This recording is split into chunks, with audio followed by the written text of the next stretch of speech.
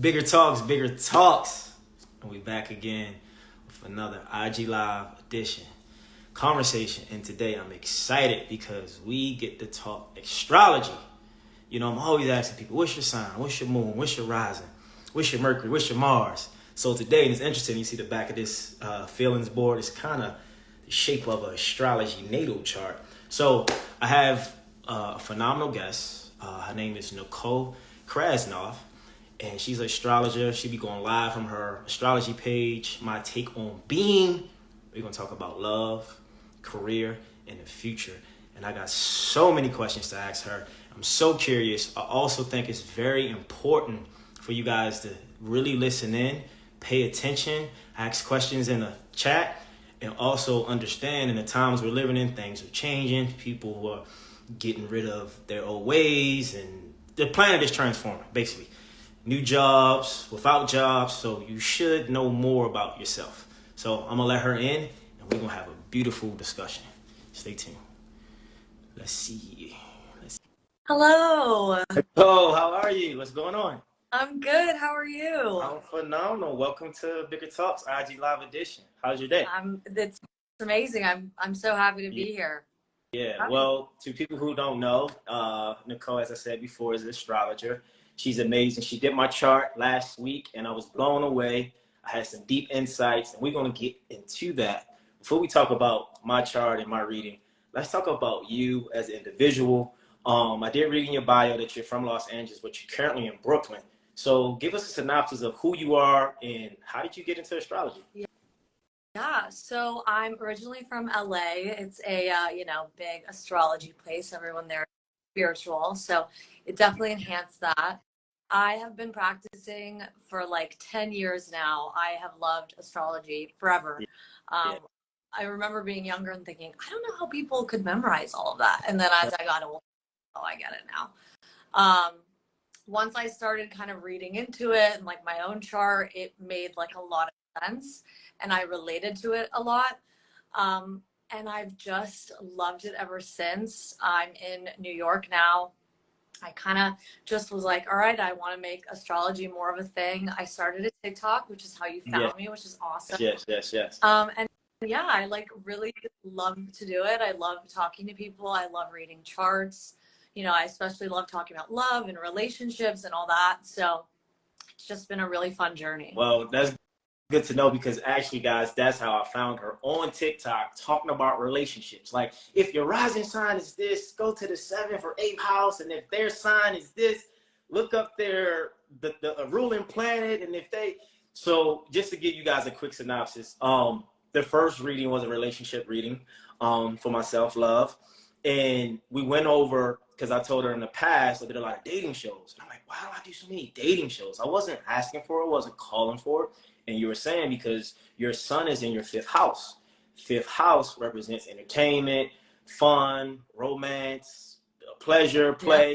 Yeah. I'm like, interesting. And then you were saying like, because my MC, my midheaven, was in Leo, but that's enough of that. And so a lot of the stuff you said with my ideal partner in person, they got to have like strong placements. They got to have a lot of like earth planets in their chart and be ambitious and independent. I'm like, oh man, spot on. So it kind of gave me some peace at heart because to understand what I'm attracting and what I have going on. But for people listening, because I think relationships, I think love is so important in all of our lives. Where do you start? Where do you start when it comes to astrology, when it comes to reading someone's chart, when it comes to love? What's the first rule of thumb? Yeah.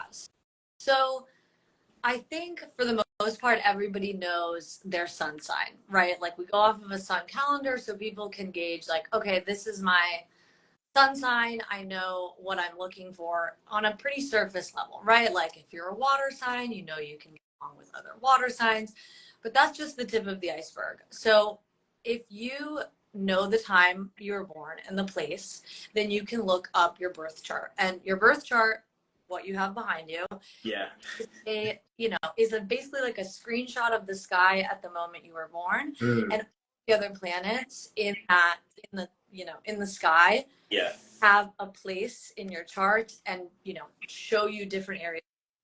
They also fall into the 12 houses. Each of those 12 houses are like the external elements of your life, starting with like your appearance, ending with like how you view spirituality. Yeah. Um, so usually, you know, astrologers will talk about your Venus sign. Venus is important when you're looking at love because it talks about what you find beautiful, what you like, what you're like in relationships, what you're looking for in another person. And so it's easy to look at Venus and go, oh, okay, I'm a Leo Venus. I really appreciate big romantic gestures and people that are confident and magnetic. Like that's, you know, commonplace.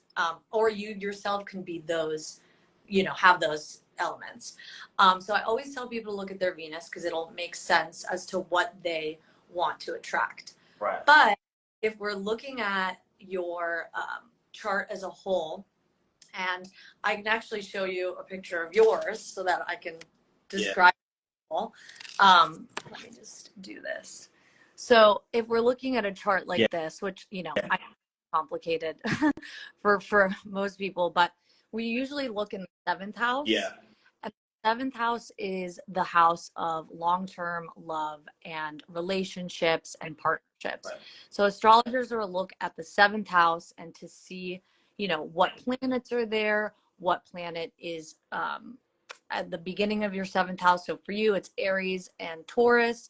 Then we look at the rulerships. You know, we look at who rules Taurus, which is Venus, which is also in your seventh house. So it's someone with, you know, strong earth energy, with, you know, they're beautiful inside and out. They have a lot of comfort and stability. They're looking, you know, they're grounded. So that's really important. And if we look at Aries, Aries is ruled by Mars. Mars is in third in Capricorn. And that means someone that's goal oriented, someone that has, you know, kind of all their stuff together, all their ducks in a row. Yeah. And so those are, you know, I know that's complicated, which is why I'm glad you booked a reading so I could, you know. Right. No, it's all literally, like, just to kind of feed off that chart, like it really made sense because when you break down like the planets, the houses, and the signs that rule those, or planets that rule those houses, and you was just like giving me details, I'm like, this makes so much sense. Like this is accurate. I can go to the board and say, yes. And so for me, it gave me not only confidence and more faith, but like, okay, understanding. Like, okay, I'm at peace. And I think that's why astrology readings, reading your natal chart is so important because you have clarity, right, around love, around career, around the future. So before we go on to the next question, we got to get, you know, your signs. Like, what's your rising, what's your sun, and what's your moon? Yeah, so that's the big three. Yeah. That's usually what people go off of. So I'm a Pisces sun, hence why I love all the spiritual stuff. Right. Me too, Pisces. Yeah, I was Pisces. I'm a Scorpio moon, so I like deep, really deep content. Yep. And I'm a Sag rising. So you have a moon, we're both Pisces, that's right. You know, where the click.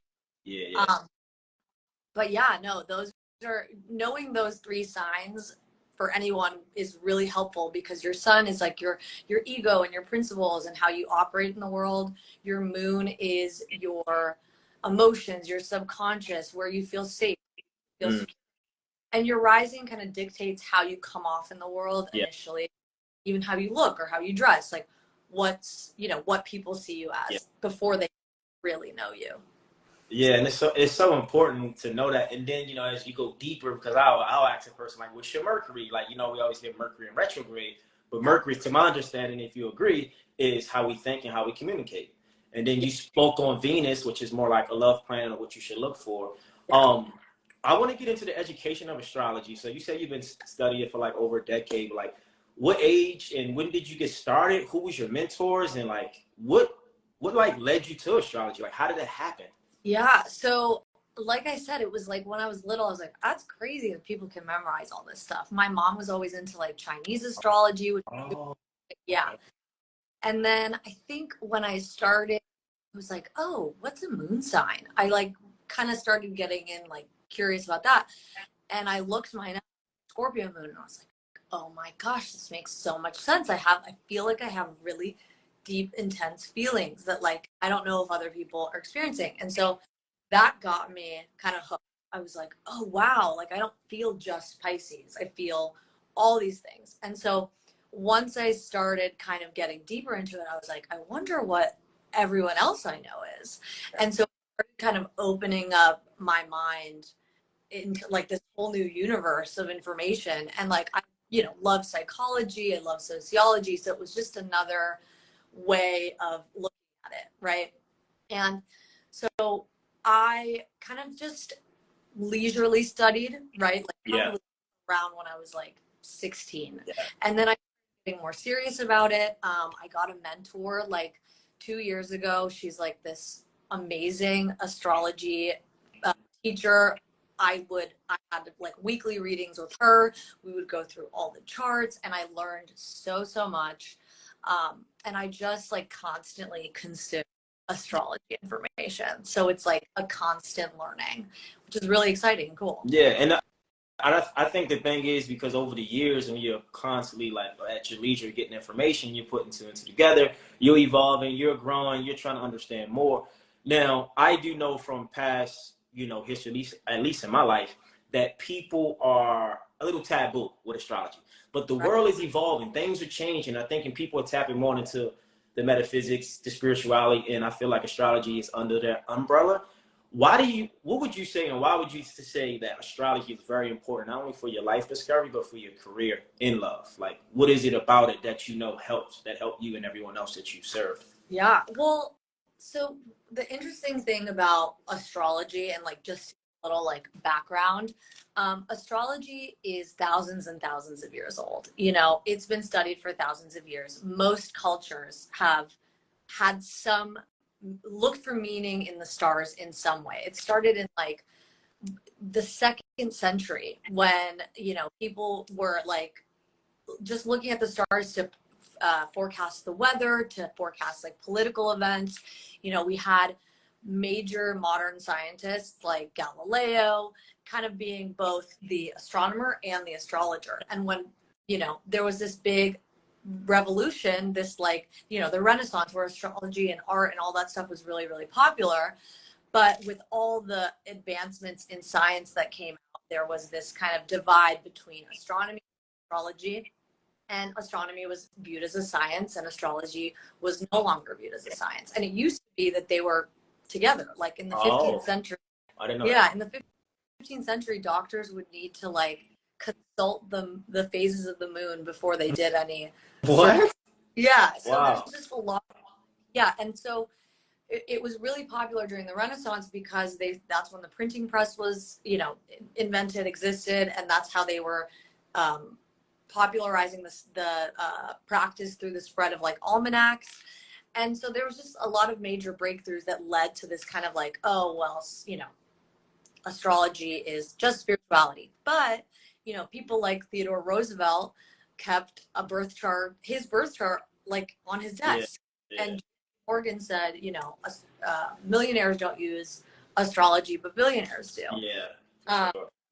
Then in the turn of the 20th century, Carl Jung, the famous, Love Carl Jung. He's amazing. He was the one that actually like developed psychological astrology.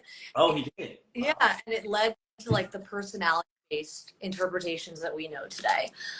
So what was also really cool is that around the 60s, astrology started to pop back up again, like really get popular because it was the age of Aquarius.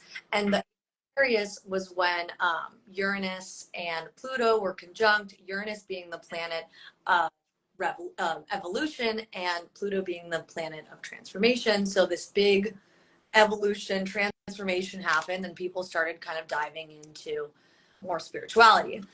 Now in the 21st century, social media and like all this really accessible astrology information, it's starting to get this upsurgence. And I think it's very popular, obviously, with women because it's kind of like against the patriarchy because it's like the divine and sacred feminine, right? It's against this belief that like there's the only people that can be, you know, at the top are like priests and pastors and male figures.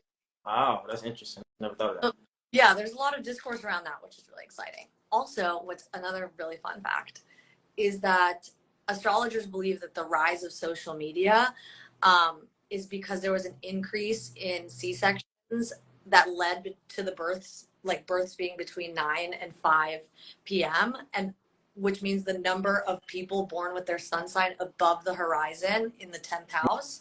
What does that mean? You say above horizon, above, what's that? Yes.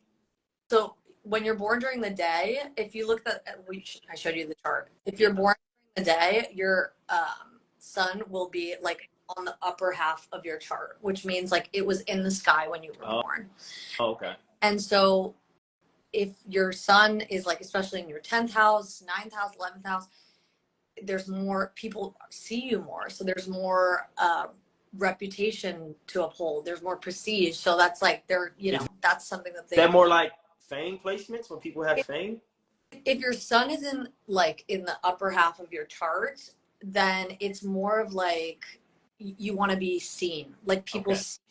And if it's in the 10th house specifically, then it's like you're who you like, what your goals in life are really are visual to people, and like huge on reputation, career, all that stuff. So that's just the background. And I think it's so fascinating. And I know a lot of people don't know it, but like to me, astrology is just patterns. Like it's been studied for thousands of years and people laugh at it, but it's like, you know, we've been studying the economy for thousands of years, and that's also patterns. Yeah. And can you elaborate on like the 10th house? Because I think that's where the MC, the midheaven, stands. Because I think most people, they always know their moon, their rising, and their sun, right? But I always try to tell people to look at the MC to kind of get their public persona or reputation. Can you kind of like elaborate on what that means and how you can find it in your chart? Yeah. So if you know your birth time, know your location, then you can like go online and just look up birth chart calculator, and it'll show you your chart. And at the very top of your chart, it'll have a sign that says MC. Your MC, like for 99% of people, is going to be between the 9th and 11th house. It's usually in the 10th. Case that's career, reputation, recognition, all very important things to like your journey in life. So when you're looking at your MC, you want to look at the sign that's in your MC. Like for you, it's Leo. So the way that you're seen, the way that you come off, especially in like work and in the world, is Leo. It's confident, it's magnetic, it's charismatic, it's like sun energy, really.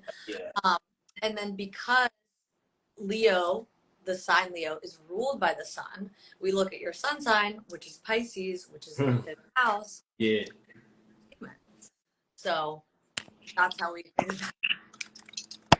Yeah, I mean, I think the biggest thing is, you know, it's so much information. I think people get overwhelmed. It doesn't make sense. And we just want to know what we need to know. I think it's important to know yourself through in and throughout. Like I think you was telling me when you was doing, because I want to move into career now. When you was reading my career chart, you was telling me work. I have a lot of planets in Capricorn. I have Capricorn and Saturn and Uranus. And you're like, you got to work. It said it's a little tough, but when you climb and get where you want to go, it turns out better. So can we transition and talk about like career and how that and what impacts or how you should look at your chart in a career aspect as far as your natal chart? Yeah. So for career, I typically look at Saturn in the midheaven. We kind of just discussed the midheaven. Saturn is also something to look at because Saturn is rules, regulations, authority, becoming a thought leader, becoming the expert in a certain area. So where you have Saturn in your chart, though Saturn can also, talk about like obstacles and challenges you'll face, it will talk about how you grow and what you need to overcome to be the best that you are. So astrologers will look at Saturn and say, oh, you have Saturn in the third house. Like for you, communication is going to be a really big part of your career. There might be trouble with it. You might have obstacles that you need to overcome, but it's going to be something that is a constant point of growth for you. And so a lot of people will look at Saturn. A lot of people will look at the ruler of Saturn. And a lot of people will look at the midheaven being career, reputation. Midheaven is also, like I said, 10th house. 10th house is career, reputation. So if there are any planets fall into the 10th house, it could be, how you're, how you go about your career, how you go about gaining your reputation. Someone with a lot of planets in the 10th house could be really career oriented. Like they could be really driven. But if you have a lot of Capricorn energy, if you have, a midheaven that's like very like, I want to be known, there's a lot of career orientation in that too. People also look at the second house for like how you can make money. Money for money. So tell everybody right now, because everybody want to know what their second house placement is. Like that represents what? Material possessions and money. Yeah. So it's like it's even your personal values, but a lot of time it's like the stuff you want, your values, the material possessions you're trying to get, money. It's like it's the direct income that you're getting. So if you utilize the energy that's in your second house, then you can find ways to make money, right? Like then you can find that kind of energy. Eighth house on the other side is more like long-term investments. It's like other people's money kind of. So just trying to understand the energy that you have there, like what focus is in there for you and how you're able to utilize that in your favor to make money long term.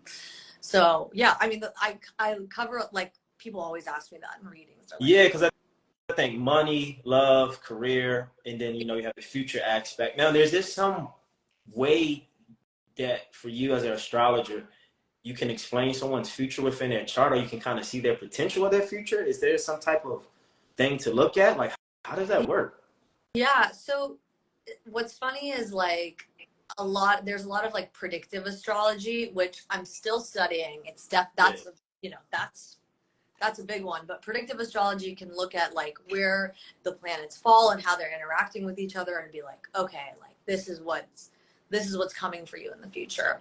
A lot of the time astrologers, most of the time, will look at transits. So that's like what's happening in the sky currently and how that relates to your chart. So like you can get a reading that's like, okay, let's look at my transits. Let's look at my birth chart and then what planets are moving around right now and what I can look out for.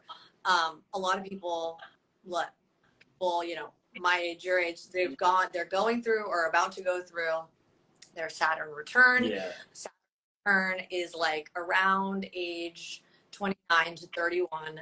It's like this big upheaval. It's tough too. Woo! Like people, listen, Saturn return is fight or flight. Like you gotta really strap your boots up and get ready for like some challenges that don't even make sense, but they're gonna push you to be your next self, that next decade of your 30s. Yeah. Because Saturn is coming back to the place that it was originally at when you were born. And so like the first 30 years of your life are like a wash. It's like, all right, now you're like, and it's funny because this article just came out that was like, people aren't really adults until they're 30. And a bunch of astrologers were like, yeah, because that's your Saturn return. Like, are in your way now. Like your life is being upheaved. Like, have you prepared? Are you ready? Yeah. And so a lot of astrologers will look at like major events like that. They'll look at like what's upcoming, forecast for the year, full moons, eclipses. I mean, we have a lot of that this year. People have been, feeling a lot of breakups during the summer. We had a Venus retrograde. People were, especially publicized ones, but like lots of people were kind of like, oh my God, this is crazy. And that's because the moon or the eclipse season or whatever is going on. That's why those things are taking place.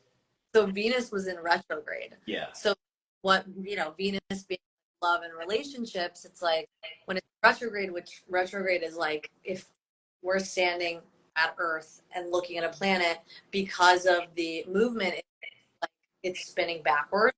It's like slowed down a little bit in our elliptical journey as Earth.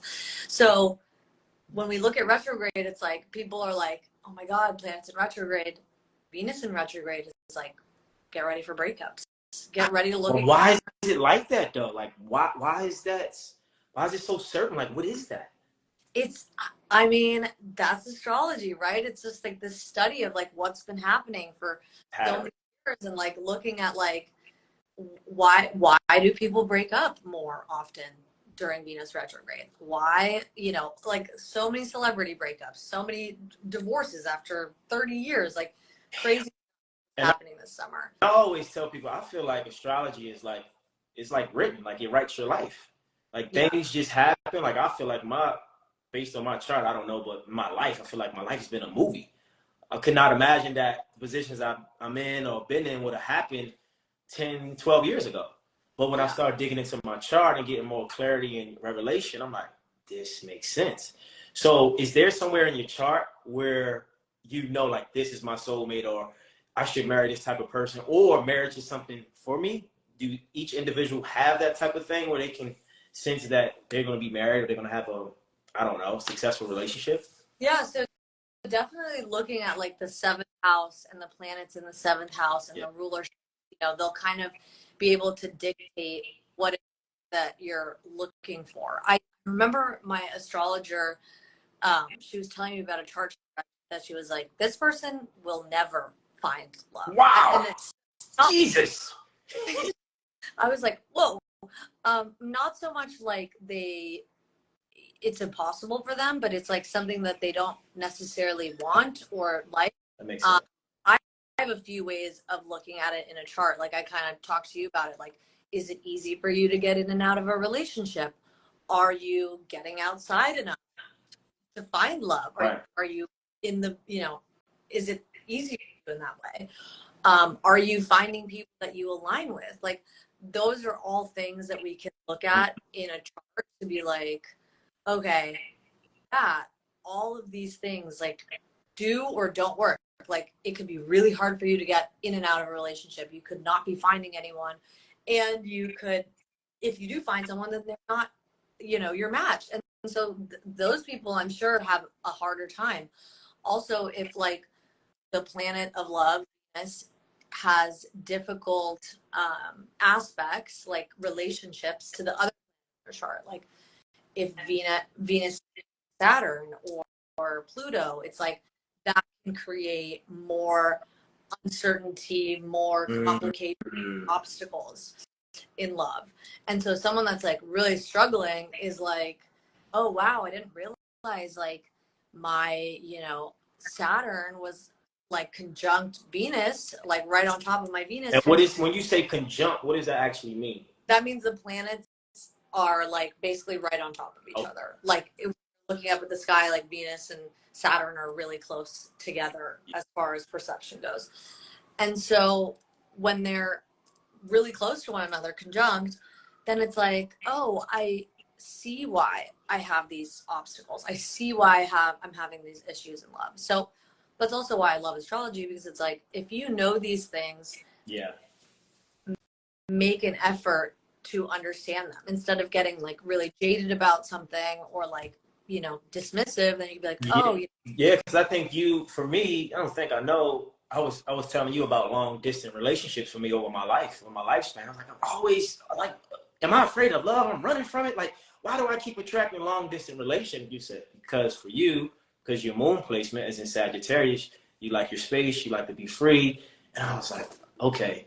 But I used to be frustrated because I'm like, how do I keep connecting with someone that lives far away? You know, like, but it's people, you know, and it's like, okay, this makes sense. And this is why astrology is so important for people to know, to understand, and get a reading. Now I want to tap into, before we get into questions, because I got some questions for you that people sent in. I added some more as okay, well. But before we're gonna do a rapid fire. So I'm gonna say 3 signs, right? And you're gonna tell me, this gonna come to you. What's the most compatible sign with that sign? okay, All right. yeah, You ready? yeah, All right. So the sign is Gemini. Aquarius or Wow. Libra, Taurus. Capricorn Uh, or Cancer, Pisces. Cancer or Scorpio. Wow. Yeah, Okay. So those are water signs. Great. I Good. I like pairing the elements together. I know like people have different opinions, but I feel like those really work together. No, they do. I mean, I have some experience. So I got we have several questions, but I'm gonna just go one by one. Yeah. This is really good. Which is considered to be the most desired sign? That's interesting. So I think there's like different ways to look at desire, but when it first comes to mind to me is Libra, because Libra is so, it's the flirt. It loves to like, kind of be like the one that like people are magnetic. It's like it's a very magnetic sign. It's ruled by Venus. Like love and beauty and aesthetics. And Libras are typically like pretty easy to get along with. They're easygoing. They're non-confrontational. So people really like them. On the other hand, love hate with Leos, but Leos are definitely very popular in that sense because they want to be desired. So the goal is, find ways that desire them, and they're usually very successful at it. A lot of celebrities are Leos. People find Leos to be also charming and magnetic and exciting. And then on the other side, I also think that like if someone's really into like mysterious, like kind of like dark, then people will go for a Scorpio, because Scorpio is going to give you that like, I'm a little afraid of you, but I'm so into this vibe. Right. That's your own personal preference, but I go with those for sure. This is another great question. Which part of your chart do you want to pay attention to the most? I've never thought of that. Interesting. So we talked about this before, but there's Placidus system, which is what I use in astrology, and there's whole sign. Whole sign is just a little bit simpler in terms of just making everything equal. Like astrology apps nowadays use the whole sign system. So I really look at the first house because that's kind of what starts your journey. It's like your path in life. I look at the fourth house because, and these are angular houses, and this is what is really popular with astrologers that use Placidus system. I use the fourth house because that dictates your home, your family, what your life has looked like and will look like in the future based on like what you call home. I look at your seventh house because it's, relationships, it's long-term, partnerships. It's like, what will happen in your life with the people that you're supposed to be with. And then house, right? Your midheaven, which is your career, which is your reputation, which is like how you come off in the world. So those to me are really, and a lot of other astrologers are really important. People, definitely. So I know you know my chart, but I just wanted I'm gonna say two placements, and you just write what comes to you. So Pluto in the first house, I believe it's Scorpio, right? And then fourth house, Aquarius. I think that's yeah. So what does that give you? So, if you didn't know me. Yeah, Pluto in the first house means that if I didn't know you, Pluto in the first house is always that like there's some kind of major transformation or shift in terms of like your appearance, the way you are seen to people. So like when something big happens in your life, you kind of shift, you change, like something about your appearance changes, something about like the way people view you changes. And so like those things will happen kind of on a physical level, almost like those big transformative experiences. Aquarius in the fourth house. So Aquarius is kind of, it's the air sign. It's about community. It's about, it's like humanitarian causes, right?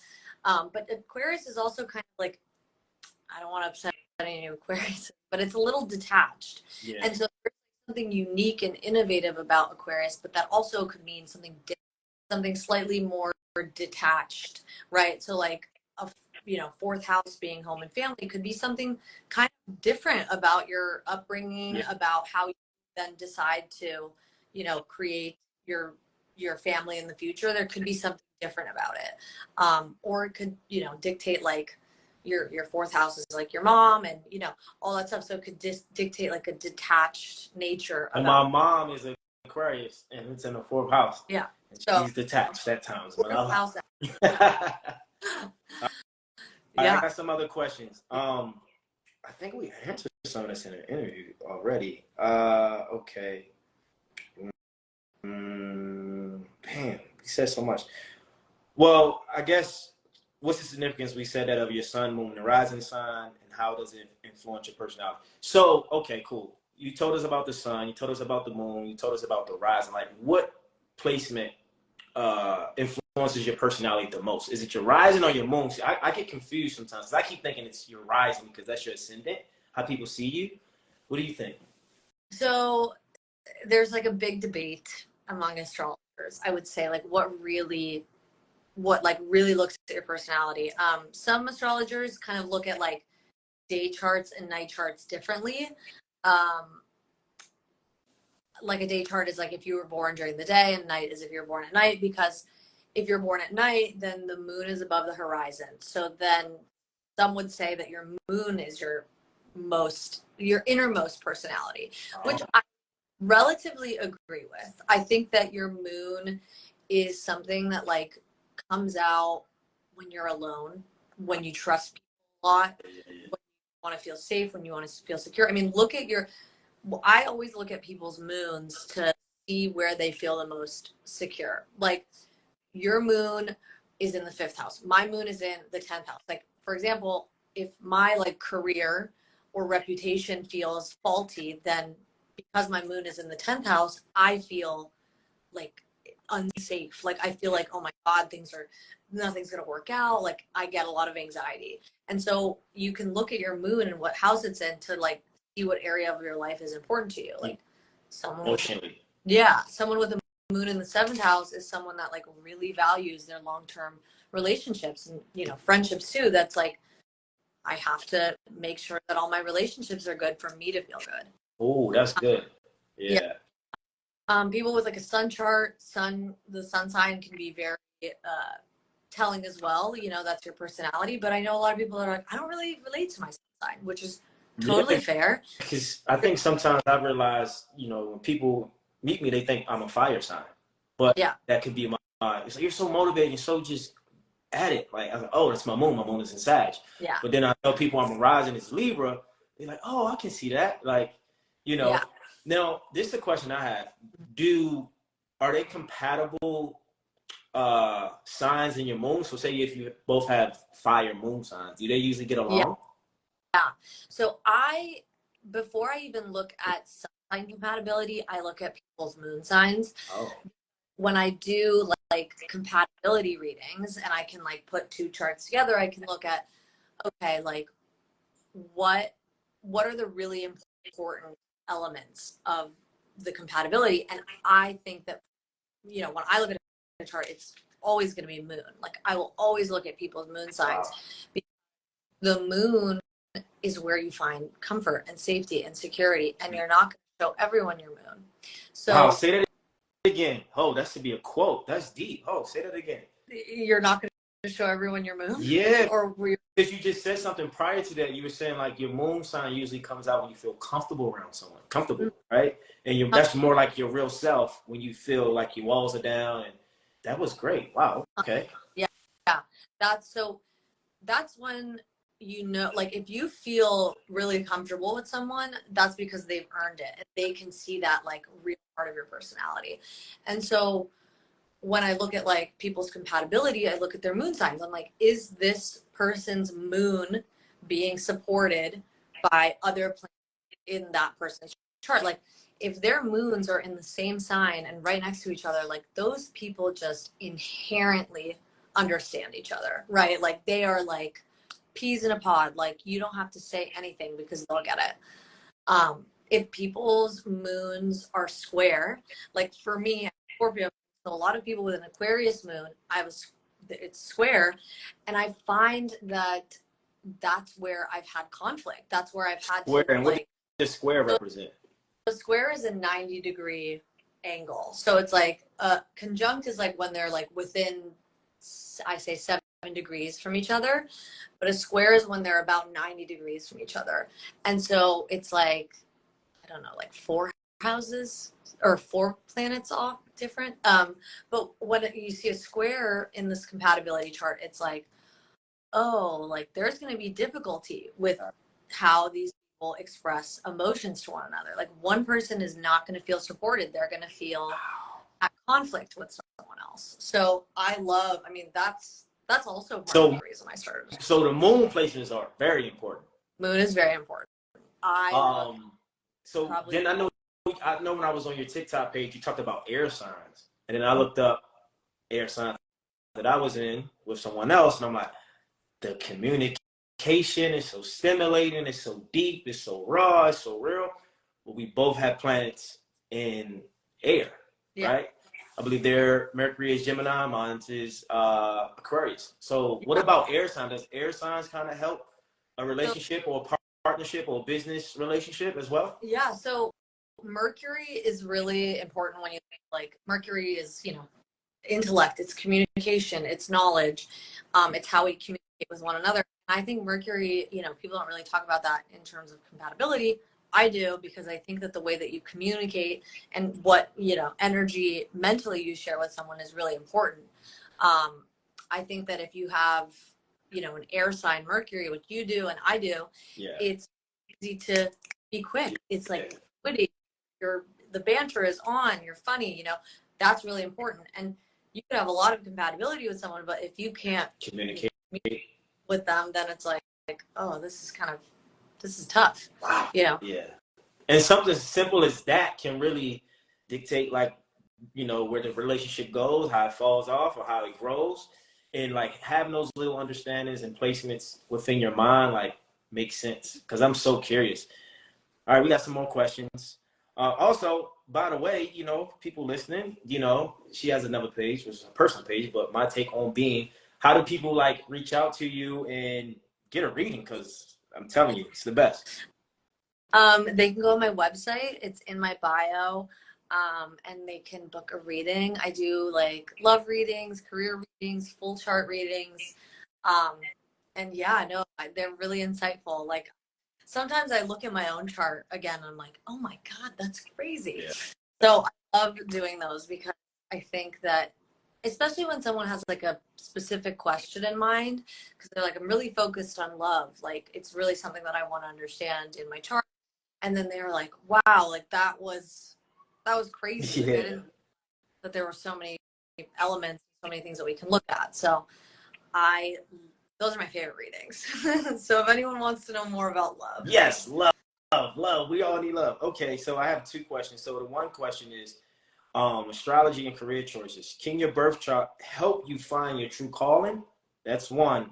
And two, how can understanding your chart improve your physical and mental well-being? Like, are there placements in your chart that affects like your mental mood, or if you're gonna have more anxiety, or you might be depressed at times? Like, is it something in like your moon placement? I'll let you say. So let's start with the first question. Your true calling. Can your chart help you find your true calling? Because I'm always in there trying to figure what's my calling. I love to look at the midheaven, right? And then I look at the ruler of the midheaven. For you, it's your sun in Pisces in the 5th house. It's in the house of love, relationships, like like the fun kind, like entertainment and hobbies, stuff like that. So like you can find your calling there. Also, your sun is like definitely a big part of where you're calling. It's how you want to be perceived in the world. I also look at Jupiter because Jupiter is how you can expand. Growth and the bigger elements of your life, your progress. And for you, it was in the 7th house, which is like partnerships. And like I said, like you can really expand through partnerships and the people that you're around and the connections that you make. Mine is in the 12th house, so it's like spirituality and occult things. So I definitely look at like those placements. So also Saturn, but Saturn, midheaven, Sun, Jupiter, those are really important when you get your calling. Western astrology doesn't talk about destiny because it's like not in Western culture to talk about destiny, but Eastern astrology, which is like much older, Vedic astrology talks about fate and destiny. Cultures, your fate is kind of like written out for you. Yeah. Born. Before you're born. So that's an interesting tidbit. Oh yeah, okay. Physical and mental well-being. So first house is your physical appearance. So like for someone, let's say with like a moon in the first house, their emotional well-being is tied to their appearance, what people think of them, how they look, you know, that kind of stuff. So someone with a moon in the first is like, I need to look good in order to feel good. Wow. And I know that's in for people, but like it could really deter someone if they didn't look good and they had the moon in the first house. Sixth house is your daily routines, your work, your health, all that kind of stuff. So you can look in your sixth house too to see like what planets are there. A lot of astrologers will be like, oh, like if this planet is in your sixth house, then you could have issues with this part of your body or your health or whatever. I don't like to say that because I don't want to like scare people, but sixth house is like what you focus on, or like even just how you go about your like day-to-day routines, right?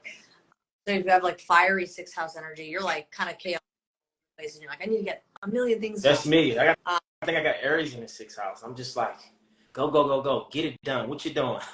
Yeah. So there's a lot of like that, like kind of chaotic energy. Yeah. And then 12th house is mental health. It's spirituality. It's all, Hold on. but you know, Say that again. That's huge. So yeah. 12th house is mental health, spirituality, and what else? Yeah. It's very like kind of like one foot in this world, one foot in the next. It's Pisces energy. It's like empathy, positivity, and like it's a really like kind of like psychedelics, that kind of vibe. So Yeah. 12th house, like if someone has a lot of 12th house energy, they could be, you know, psychic. They could be like really, really like empathetic, like a sponge to people. They could just see through people. Like it's a very sensitive type of energy. So if someone has a lot of planets in the 12th house, like they could be thinking about mental health, psychology, sociology, like all that stuff, like a lot. It could also be kind of heavy because it's a lot of heavier energy, but it's spiritual. And if you can use that energy well, then you're gonna, you know, find an outlet for it. That's how I always, you know, I told you, it's like everyone has difficult planets, everyone has difficult placements, aspects, all that stuff. I love a difficult chart. Yeah, tell me what your teacher told you to tell them. I think it's important. So, Like a life, you know, lesson, really. it really is. And it really like reshaped my own mind when it came to like difficulties in life. And I was like, she's like, the first thing she said to me when we ever logged on was like, you have a really difficult chart. And I was like, okay. And she's like, no, don't worry, because someone with a difficult chart means that like you have grown your whole life up until this point with difficulty just built in. Like you were constantly going through struggles, through changes, through transformations.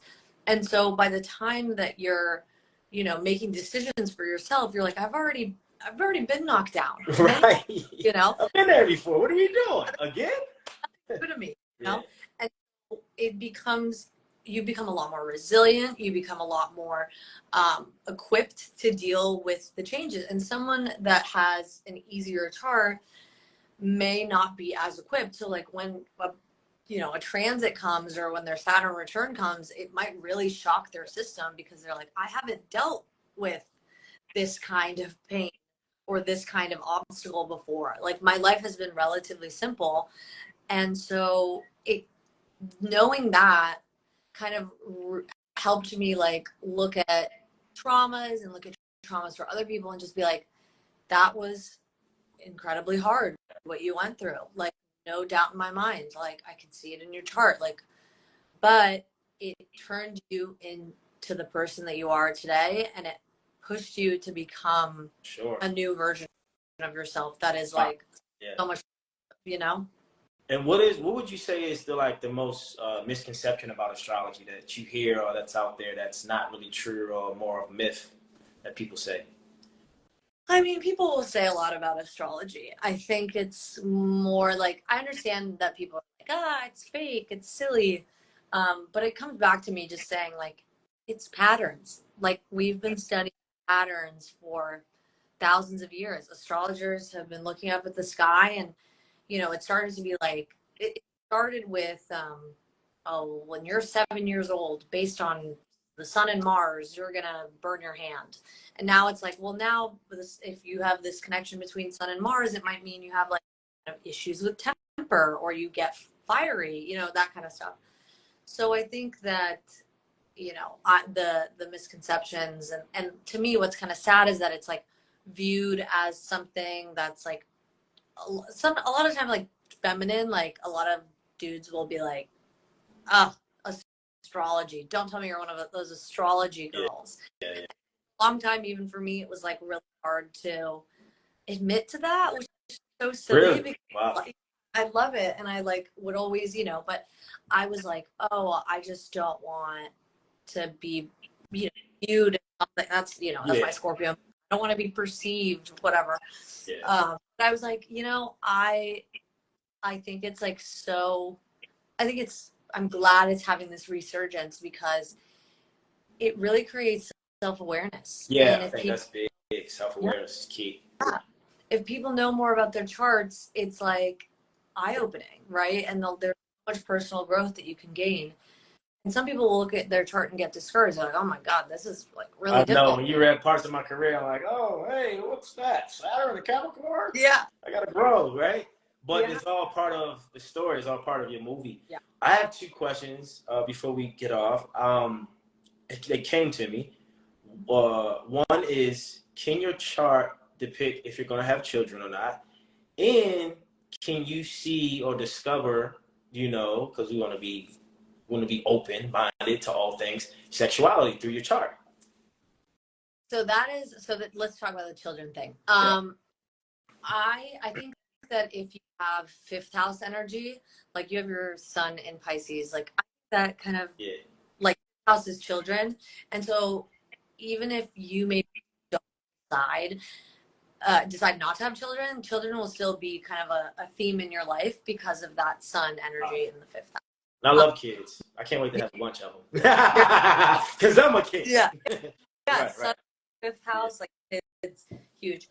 It cannot determine your sexuality, because the way that my teacher described astrology and the way that I like to view it is your soul is entirely different and outside of all these metaphysical descriptions that we've given it. So your soul has come to this earth and like takes on, the second it was born, like, okay, you have your astrology signs or whatever, but your soul is void of all those external things that we've labeled to it.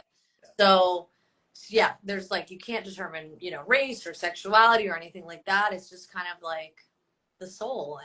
And yeah. So yeah. Well, that was beautiful. Before we get off here, I just want you to leave the people with some words of encouragement for astrology, and tell them how they can find you once again, because I think it's very important. And this was beautiful. Thank you for your time. Thanks. Yeah, no, I just think that the more you know about yourself, the more you can know how to use the energy that's been given to you. Like some things might be difficult, but it's the more you know about it, the more you know how to reframe that energy and how to use it in a good way. Like there could be something difficult in your chart, but if you use that energy to become the thought leader or the expert, or even just a listener for someone that's going through the same time, like that's so important. That's so powerful. And then I think that like a lot of people will just gain so much self-awareness and have so much personal growth. And I think that that's why I do astrology, because I just love to see that. Yeah. But yeah, if you want to chat with me, or if you want a reading, this is my astrology account. I also have my personal account. You can go on my website, which is mytakeonbeing.com, and book a reading with me. I'm also on TikTok, same username. I post all the time about all the different signs. But yeah, I'd love to, if anyone wants to DM me or chat, like I'd love to answer any questions. I'm more than happy. So with this, I think it's the equinox eclipse coming up. Like, what should we be looking for with this new moon or this full moon coming up this weekend? Yeah, so there's an eclipse on so there's a full moon actually on the 29th. Mm-hmm. Actually it's a full moon in Aries and it's in opposition to Sun in Libra. So what happens is like this is like trying to balance the energy of me, which is Aries, Yeah. right? Me, my my safety, my security, my personal needs versus Libra, the Sun Libra, Libra being like relationships and other people, trying to balance, trying to find that balance between thinking about yourself and thinking about others, right? Like making sure to prioritize both or prioritize one if you feel like the other one has been too much on the forefront. So it's really about finding balance. New moons are like big energy, right? Like a lot of people you'll feel, I always say like careful when you go out at night on a full moon because something might happen. Yeah. Not there's a lot of energy out afoot. Um, so then there's an eclipse on October 14th, and then one later, like October 29th, 28th, and 29th. And eclipse periods foreshadow like themes in our personal lives that we need to work on. It's a really great time to focus on self-reflection, tap into our purpose, look at how our community. Um, this eclipse will be influenced by Venus, and that governs like our relationships, our connections, and that's like society, family, friendship, romantic. So again, with the Venus Libra energy, like really focuses on relationships, which is great. We love that focus. Right, right. Well, that was it. That is all. Thank you for your time. Thank you for your energy. Thank you for your insight. This was a great episode, great conversation, and this will be out soon on Bigger Talks podcast. People follow her, mytakeonbeing.com, book a reading, and she got what you need because she helped me. I'm pretty sure she can help you. All right, Nicole, have a good day and a good evening. Talk soon. Peace and love. Bye.